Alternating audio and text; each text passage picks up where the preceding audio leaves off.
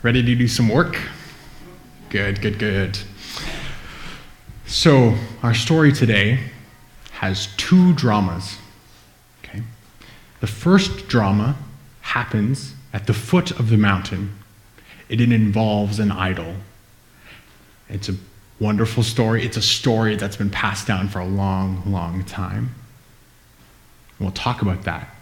And in that story is low-hanging fruit. It's easy for us to work to get. So we'll do that first, and then we'll come over to this other story, which happens at the top of the mountain. And it's a story we don't really talk about, at least not nearly as much as the first part. And that story will take a little bit more work for everyone, okay? So let's start with the low-hanging fruit. The people are at the foot of the mountain. And we've been following their story week after week, right? The Exodus, going across the sea, water from a rock, manna and quail, and the 10 Commandments. And so we find the people at the foot of this mountain. And Moses is up there having this conversation with them, with God, this 40-day conversation. And in that time, the people apparently forget Moses. Which is kind of strange, right? After Moses has led them out of all of these things, they're forgetting about him. And so, they do what they know how to do. They say, hey, Aaron, who is kind of second in command, make us an idol.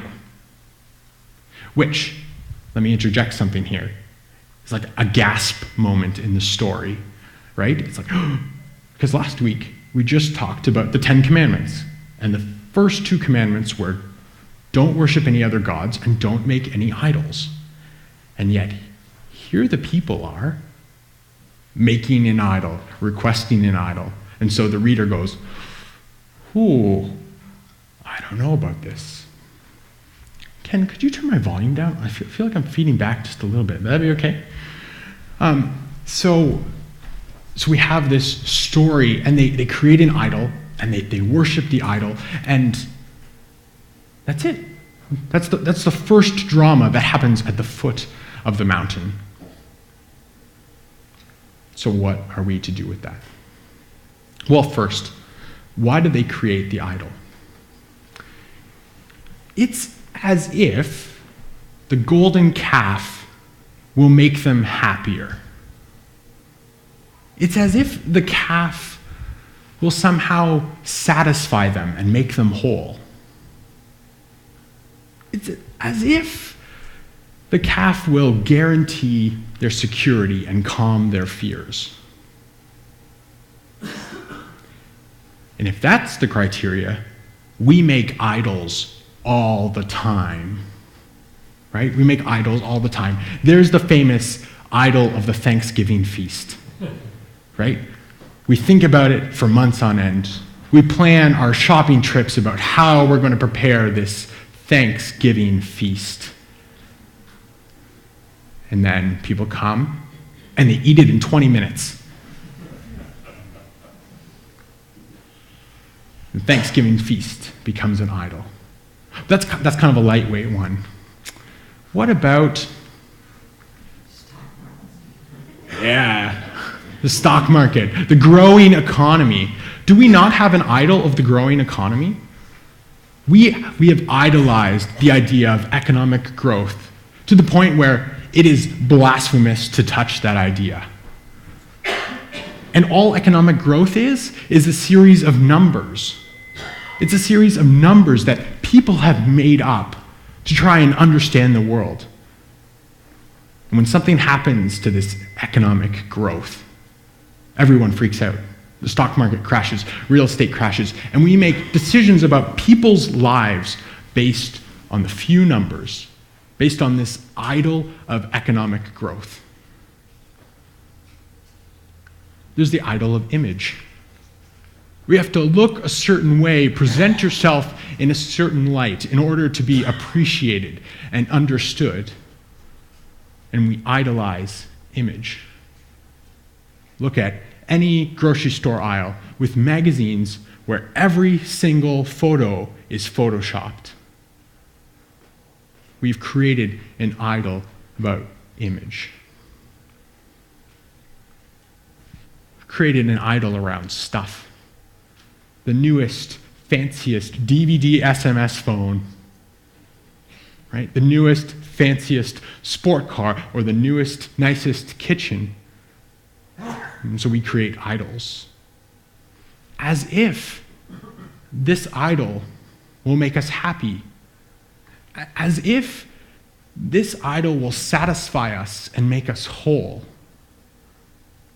As if these idols will guarantee our safety and security. Or the idol of militarization,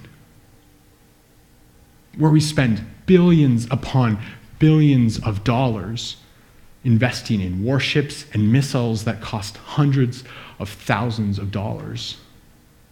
Listening to the CBC, Michael Enright on the way in this morning, and the woman was from the Bill and Melinda Gates Foundation. She said 50 cents a year can solve many of these chronic diseases that happen. What are they called? NTGs. What was the word N? What did N mean? Anyone remember?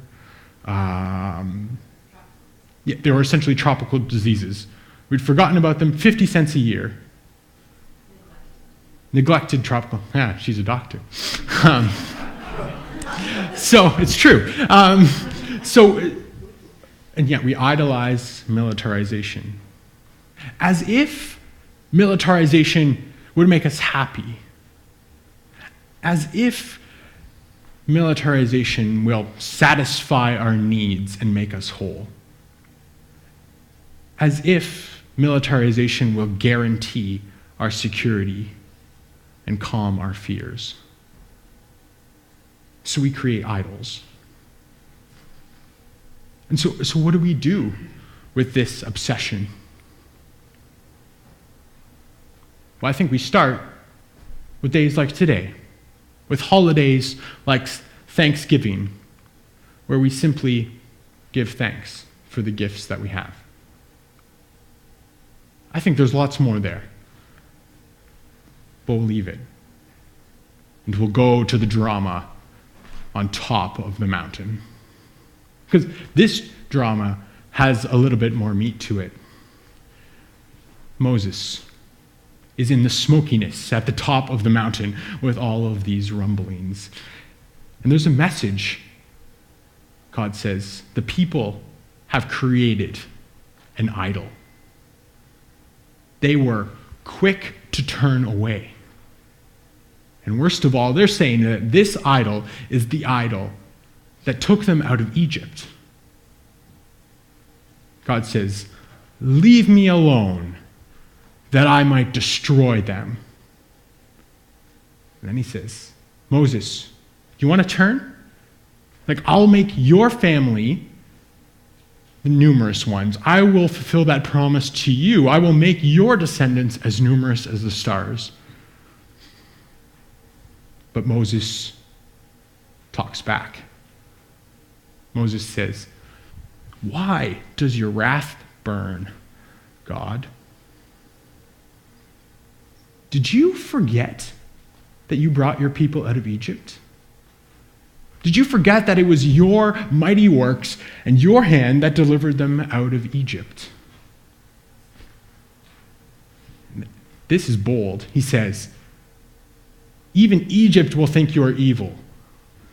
Right? Egypt will look at you as you destroy your people and say, that God is evil for taking them out of Egypt into the wilderness only to destroy them.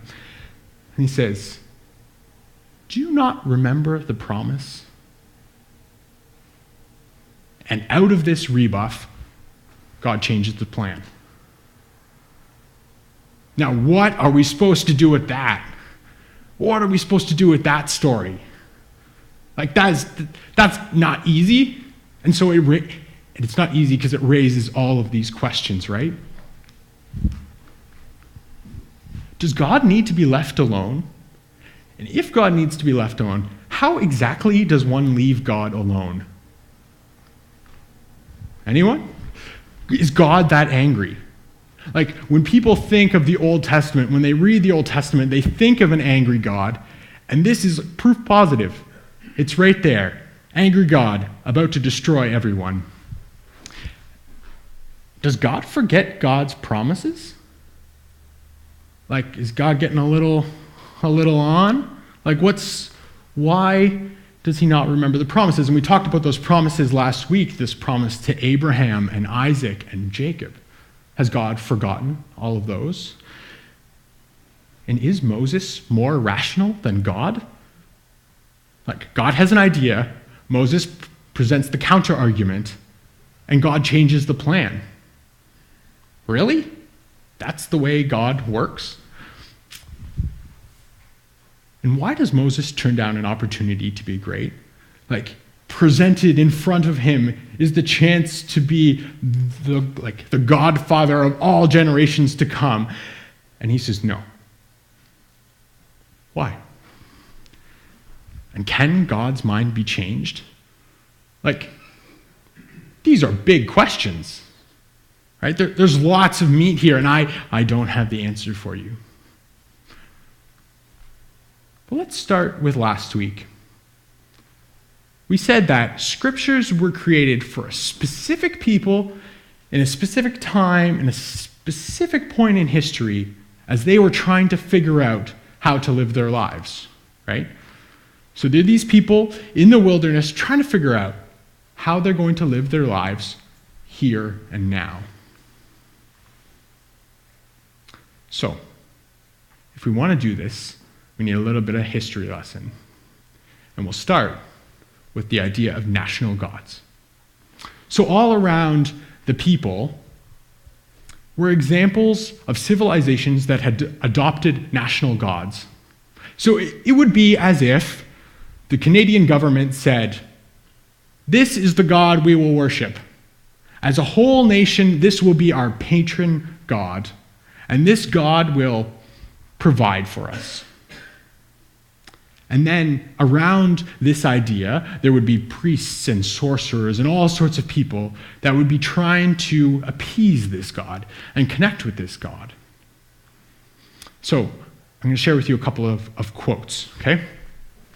National gods were distant and haughty bosses or masters, and they were rulers. These gods were not your friends. You submitted to them, you feared them, you bowed down to them, and you trembled before them. You did not like or love these gods. All these nations had their gods that they kept at arm's reach. You were fearful of these gods at all costs. And this is my favorite. The priests carried out the worship of the state because they were experts on ritual and cult. But an ordinary person, so you and I, might make a mistake. And that risked offending the deity, leading to divine abandonment or persecution. So they wouldn't let any of the ordinary peasants engage in these rituals, because maybe you'd place the chalice in the wrong place, or move in the wrong direction, or say the wrong thing. So these gods were fearful.